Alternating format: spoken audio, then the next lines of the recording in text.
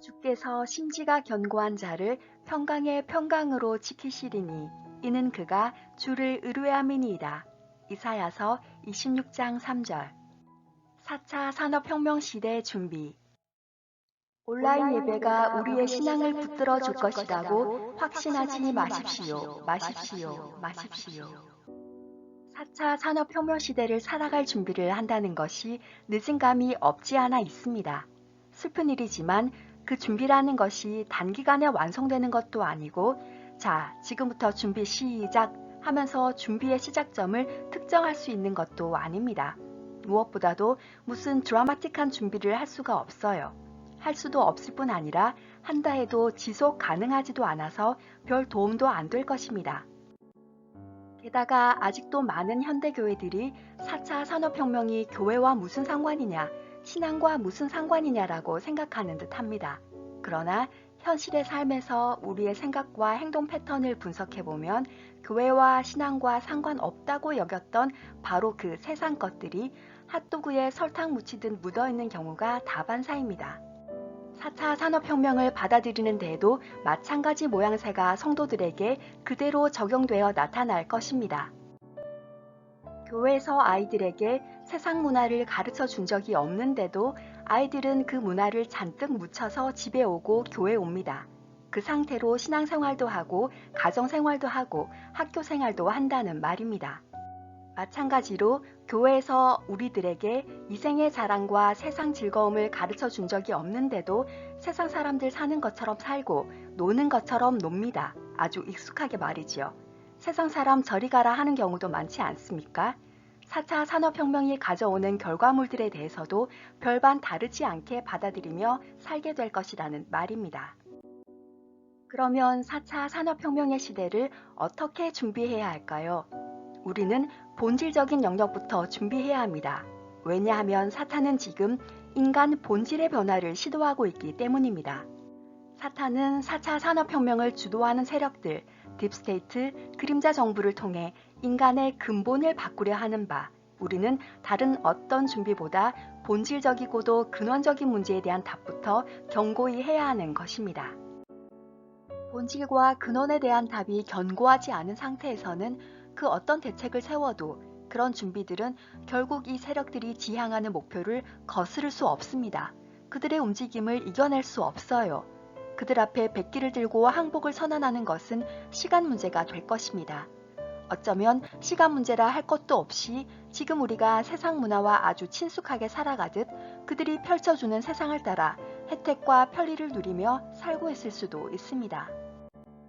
하나님이 창조해 두신 질서를 파괴하고 자신이 새 질서를 창조하여 하나님 대신 그 새 질서의 창조주가 되려 하는 사탄. 그 사탄의 계획들을 현실화시키는 일들을 수행하는 존재들은 본질적인 영역을 건드리고 있습니다. 그것은 궁극적으로 우리의 신앙과 성경을 변개하기 위함입니다. 따라서 우리는 그 어떤 준비보다 우리의 믿음이 말씀 위에 올바로 서 있는지부터 점검함으로써 본격적인 4차 산업혁명 시대를 살아갈 준비를 함이 올바른 순서라 하겠습니다. 혹시 어느 나라의 도시나 섬 또는 시골로의 대피를 계획한다면 그것은 본질적인 준비의 영역에서 벗어날 뿐 아니라 모든 사람들에게 적용이 안 되는 비현실적인 방안입니다. 첫째는 그 나라, 그 도시, 그 섬, 그 시골들도 시간의 차이가 있을지는 모르지만 4차 산업혁명의 역량과 통제의 예외 지역이 아닐 것입니다. 둘째는 해외는 아니어도 시골로 가는 것도 현실적으로 어렵습니다.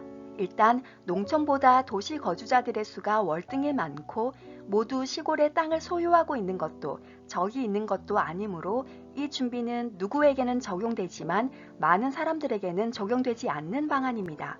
따라서 이런 형태로 앞날을 준비하려는 시도나 그런 사람들은 경계해야 합니다. 우리는 지금 그들의 영향권을 벗어나려는 준비를 하려는 것이 아닙니다. 그들의 영향권을 벗어날 수는 없어요. 그들의 영향권 속에 있으면서도 우리가 하나님 앞에서 우리의 믿음을 지켜내는 준비를 해야 한다는 말입니다. 우리에게 필요한 것은 어떤 상황이 와도 결코 예수 그리스도를 부인하지 않는 참 믿음, 살아있는 믿음, 두려움을 이기는 온전한 믿음입니다. 옛날 찬송가 397장이 생각나네요. 믿음이 이기네, 믿음이 이기네, 주 예수를 믿음이 온 세상 이기네. 그럼 이제 이 격변하는 시대, 4차 산업혁명의 시대에서 우리의 믿음을 견고히 하는 구체적인 방법들 몇 가지를 살펴봅시다. 첫째, 온라인 예배에 너무 의존하지 마십시오. 온라인 예배가 우리의 신앙을 붙들어 줄 것이라고 확신하면 안 됩니다. 화면석 목사님이 아무리 말씀을 잘 전하셔도 예배 임하는 우리의 마음과 자세가 한결같을 거라고 확신할 수 없습니다. 시간이 지나면서 동영상 예배 앞에서 점점 흐트러져 가는 우리의 자세가 우리의 마음을 그대로 반영하고 있음을 깨닫게 될 것입니다. 그리고 더 시간이 지나면 예배에 대한 개념 자체가 무너져 가는 것을 발견하게 될 것입니다. 발견하고 돌이키면 감사하지만 익숙해지면, 편해지면 그 다음 인간은 빛의 속도로 자기 합리화 작업에 들어갑니다. 그러면 우리의 예배는 거기서 끝나는 것입니다. 예배의 개념을 상실하는 것은, 신앙을 잃어버리는 것은 한순간입니다. 하지만 그것을 다시 회복하는 데는 너무도 많은 시간이 필요해요. 어쩌면 다시 회복하지 못할 수도 있습니다. 할 수만 있는 대로 끝까지 교회에 가서 함께 정해진 시간에 직접 선포되는 말씀을 들으려고 해야 합니다. 혹여 그렇게 하는 것이 귀찮고 번거로울지라도 그것이 우리의 믿음을 지키는 기본이 되고 힘이 될 것입니다. 그리고 어쩌면 배도로 인해 참 진리를 전하는 교회, 참 복음이 선포되는 교회를 찾지 못해 교회 가고 싶어도 못 가는 상황이 생길 수도 있을 것입니다. 그리고 예상치 못한 통제와 탄압으로 인해 교회에 가지 못할 수도 있을 것입니다.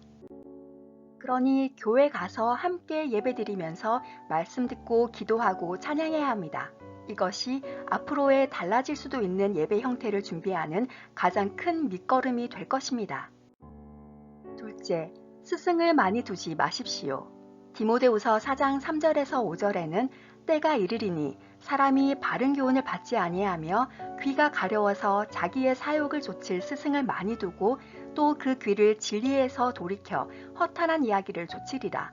그러나 너는 모든 일에 근신하여 고난을 받으며 전도인의 일을 하며 내 직무를 다하라고 기록되어 있습니다. 예전에는 자신이 따르는 스승이 숫자에 있어서도 제한적이었고 그 스승의 가르침을 듣는 횟수도 제한적이었습니다. 그런데 지금은 유튜브에 따라갈 스승들, 이른바 유튜버 스승들이 줄을 서서 기다리고 있고 우리는 그 스승들을 선택만 하면 됩니다. 아마 다들 유튜버 스승들을 적잖이 두고 있을 것입니다. 자신이 따르고 있는 스승들이 성경적인지 아닌지를 짧은 시간 내에 쉽고 분명하게 알 수 있는 방법을 두 가지만 소개해 보겠습니다. 첫째, 그 스승들이 인용하는 성경, 책, 인물이 누구인지 보면 파악할 수 있습니다. 예를 들어 메시지 바이블이라고도 하는 유진 피터슨의 MSG 성경, 레노발의 성경 같은 것을 인용하면 이 스승은 안 되겠구나 판단하시면 됩니다. 서적, 인물, 단체들은 너무 많아서 차후에 따로 동영상을 제작해 보도록 하겠습니다. 그리고 그 스승들이 혹시 자신의 강대상을 내어줄 때 그 자리에 초빙되는 사람이 누구인지 보아도 알 수 있습니다. 바르게 말씀을 전하는 분이라 알고 있는데 가끔 초빙하는 사람들을 보면 신사동 운동 계열인 경우가 있습니다. 그런 사람들을 초빙하는 분은 성경을 바탕으로 세상의 흐름을 통합적으로 보는 시각이나 또는 연구가 충분치 않은 상태라 할 수 있습니다. 그럴 수도 있습니다만 지도자의 무지는 때때로 큰 죄가 될 수 있습니다. 자신의 무지로 성도들을 엉뚱한 곳으로 데려갈 수 있으니까요. 말씀을 균형 있게 가르치는 분, 무슨 세상의 프로그램이나 흐름이나 문화에 발맞춰 가려고 애쓰지 않는 분, 성경과 세상 두 가지를 다 볼 수 있는 분, 사역하신 지 20, 30년 이상은 되신 분, 설교 시간을 유명인들, 유명서적, 예화들로 채우지 않고 성경 본문 자체에 충실하신 분, 교회 밖 활동보다는 교회의 강대상을 지키시는 분, 말씀을 공부하고 연구하는 일에 게으르지 않는 분, 돈과 이성으로부터 자신을 깨끗이 지키는 분을 스승으로 두고 배우면 유익하겠지요. 물론 제1의 스승은 성경과 성령입니다. 셋째, 종말에 관련된 성경 구절이나 정보에만 집중하지 마십시오. 우리가 마지막 시대를 살아가고 있는 것은 맞습니다. 무화과 나무 가지가 연하여졌는지 어떤지 세상 돌아가는 상황을 보아야 하는 것도 맞습니다.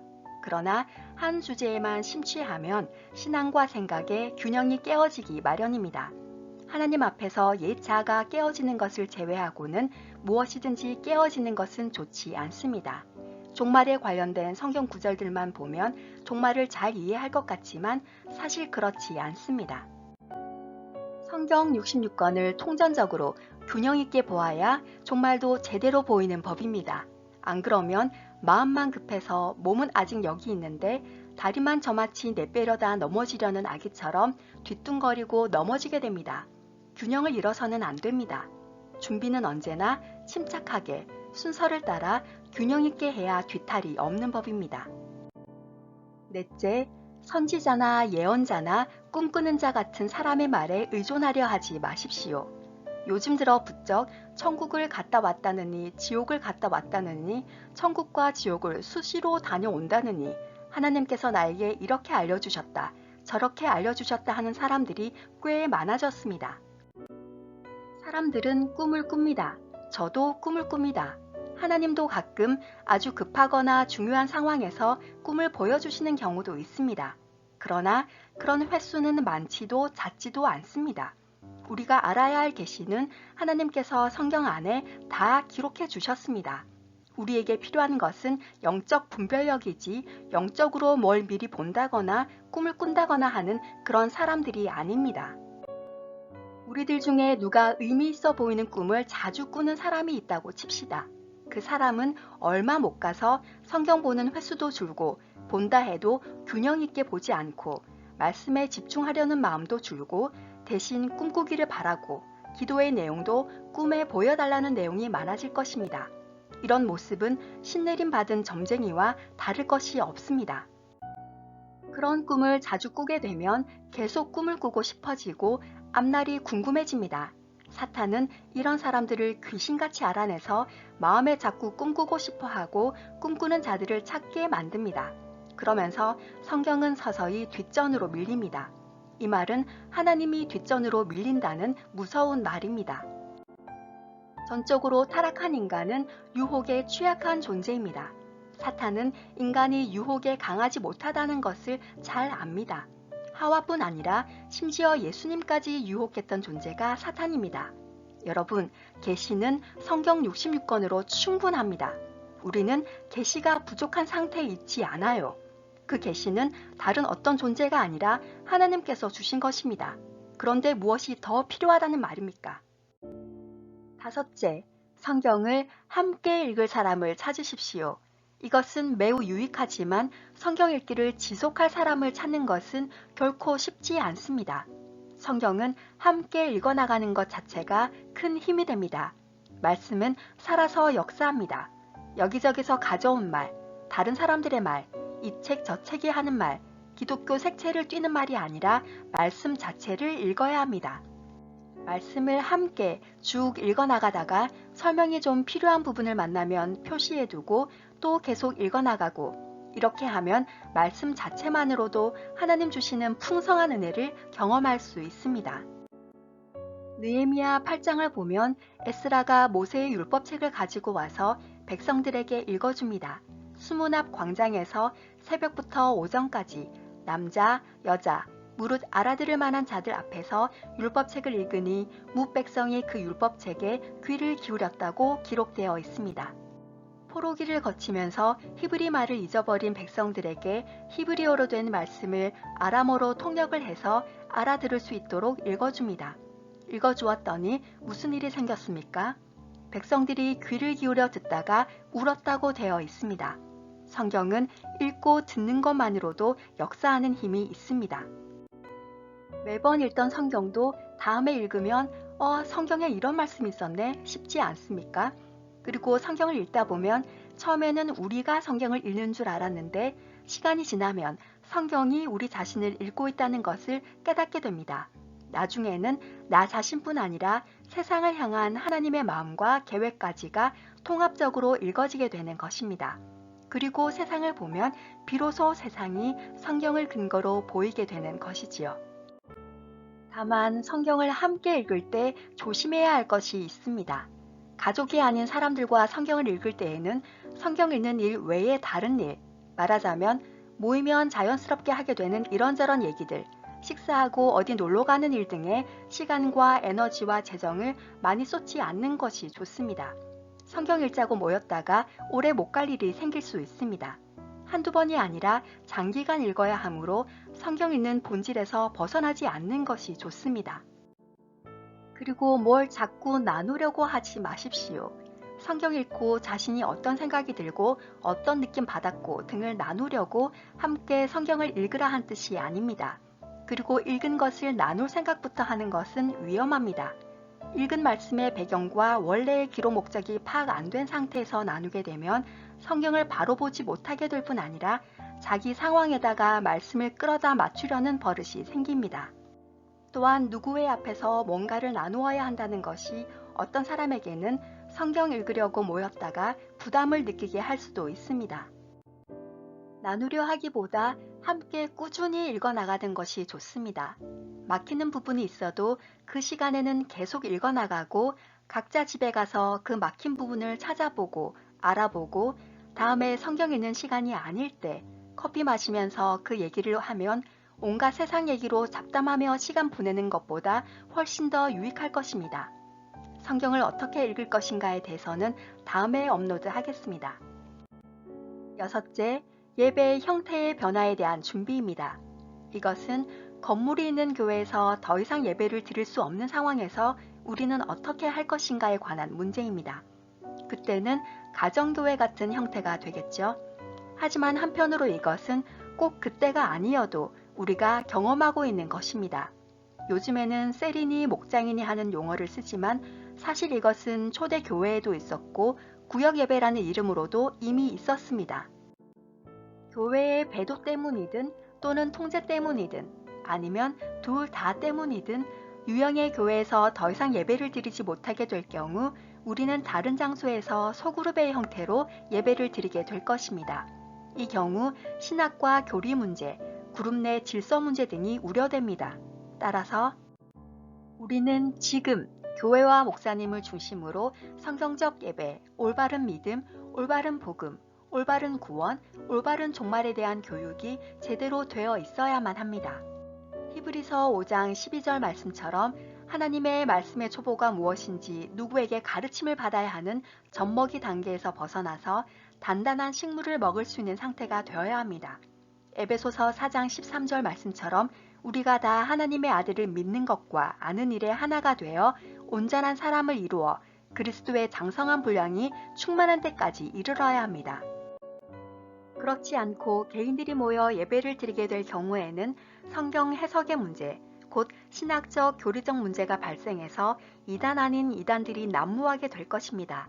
그리고 지금도 넘쳐나는 신사도, 은사주의, 신비주의 계열의 사람들도 종말을 인식하고 있을 것이므로 영적 분별력이 없으면 예배와 신앙이 정말 천태만상으로 어지럽게 될 것입니다. 그러하니 우리는 다시 기본으로 돌아가지 않을 수가 없습니다. 올바른 목회자로부터 올바른 말씀을 배워 제자가 되어야 합니다. 예배 참석자 말고 예수님의 제자 말입니다.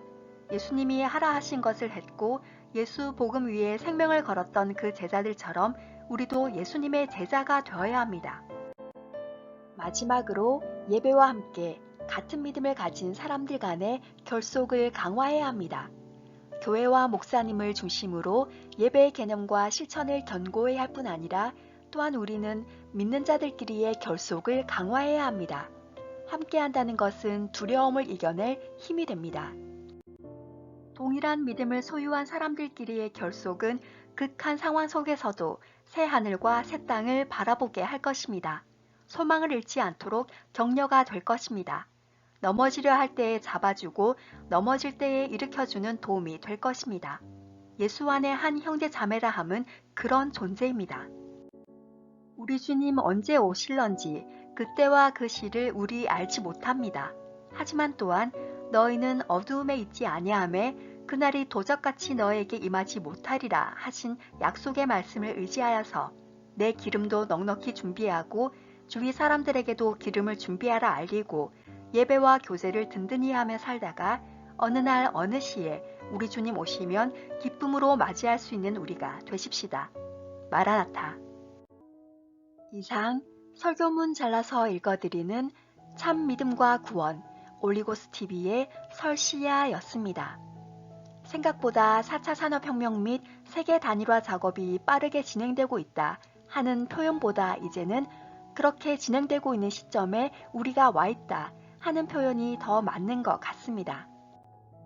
백신에 대한 전 국민 의무화, 강제 접종 및 그 결과를 담은 백신 주민등록증과 백신 여권에 대한 법이 지난 2021년 1월 19일에 발의되었습니다.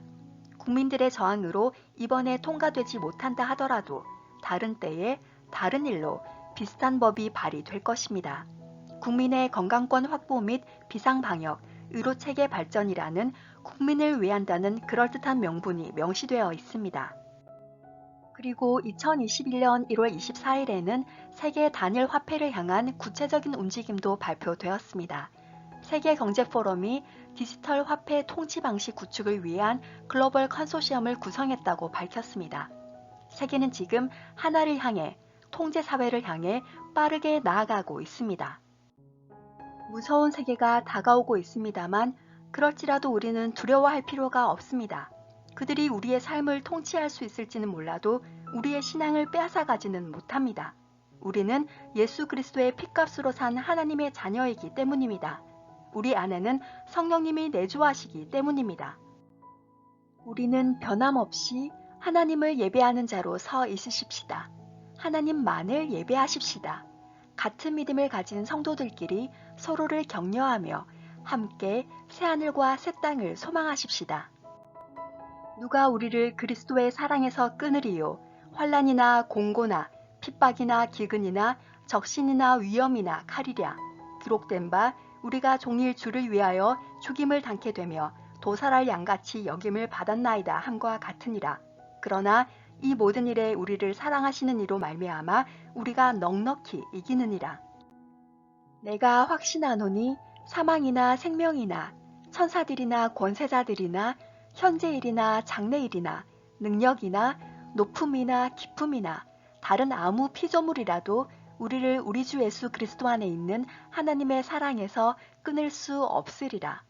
로마서 8장 35절에서 39절. 마라나타. 그럼 다음 설교문으로 곧 찾아뵙겠습니다. 감사합니다.